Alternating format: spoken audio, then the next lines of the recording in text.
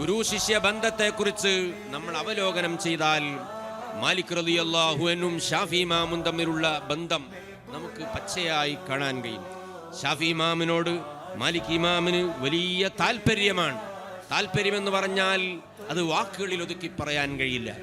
ഇതുപോലെ അല്ലെങ്കിൽ ഇതിനേക്കാളും കൂടുതലായിരുന്നു ചെറിയ പി ഉസ്താദും ബഹുമാനപ്പെട്ട എ പി ഉസ്താദും തമ്മിലുള്ള ബന്ധം. മൊയ്‌മൊയ്‌ലിയാരെ എന്ന് വിളിച്ചാൽ ആ വിളിയിലും ആ ചുണ്ടിലുള്ള ചിരിയിലും ആ മനസ്സിന്റെ ഉള്ളറകളിലുള്ള സ്നേഹത്തിന്റെ വിശാലമായ പൂച്ചെണ്ടുകളായിരുന്നു അവിടെ കാണാൻ കഴിഞ്ഞത്.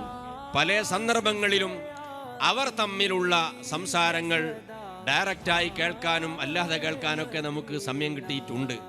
ആ വേളകളിലൊക്കെ അവിടുത്തെ പെരുമാറ്റം ഞാൻ സസൂക്ഷ്മം നിരീക്ഷിക്കുകയും അവിടുന്ന് ഒരു ഗുരുവിന് ശിഷ്യനോടും ഒരു ശിഷ്യന് ഗുരുവിനോടുമുള്ള ബന്ധം യഥാർത്ഥത്തിൽ ഞാൻ ആ ബന്ധത്തിൽ ഞാൻ മനസ്സിലാക്കി. നമ്മളൊക്കെ നല്ല വാച്ച് കിട്ടിയാൽ ഉസ്താദിനൊക്കെ കാണാൻ പോകുമ്പം ആ നല്ല കുടുക്കൊക്കെ ഒന്നും കൊണ്ടിട്ട് ഉഷാറായി പോകും.